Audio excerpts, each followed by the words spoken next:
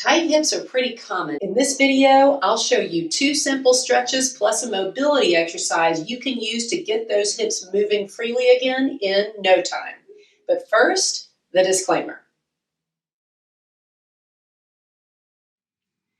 So for our first exercise, you're going to need a padded surface to kneel on. Now, if you need more than an exercise mat, then you can use a folded blanket or folded beach towels just to make sure you're not irritating this knee that you're going to be on.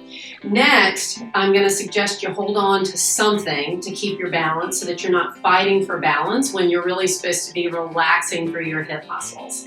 And then to get started, I want you to gently roll to the inside of your knee so that you're actually off your kneecap. Now, I'm not sure if you can see this, but I am rolling toward the wall to get off of my left kneecap before I start my stretch. So we're going to snake this front foot forward and then just make sure the pelvis is relatively vertical before we begin. And then you're going to just ease forward into a gentle, so mild hip flexor stretch. You should feel that stretch through the front of the hip, maybe a little bit in the groin area. Hold it only for 2 seconds, 2 Mississippis, and then back off. You're going to back off, completely relaxing the muscle for about 2 seconds as well. So once again, ease forward into the stretch, hold it 2 Mississippis, 2 seconds, and then back out of the stretch, completely relaxing the muscle for 2 seconds. Now, this on-off technique is really important so that you don't make this muscle fight for its life. If you push into a longer or more vigorous stretch, you may find the muscle reactively shortens, and that's not doing you any good. So you're going to practice 5 times on each side, and yes, you can do this twice a day if you need to. For our second exercise, you're going to be down on your back. You just lie on your exercise mat, and you're just going to cross one lower leg over your opposite thigh. So you can probably recognize this is setting you up for a figure 4 stretch, but we're going to put a little twist on that.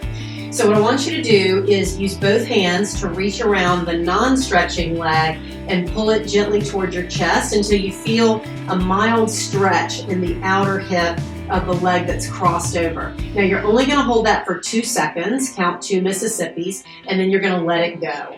And you can repeat this on-off stretch 5 times on each side. But the spin I want to put on it is this. If you're not as tight with the knee rotated outward like this, you can take this knee and rotate it toward your opposite shoulder, and that changes where you're going to feel the stretch. So you may find that this is where you're a little tighter, and in that case, you can repeat this stretch with the knee rotated toward the opposite shoulder. You can kind of help it along with your other hand.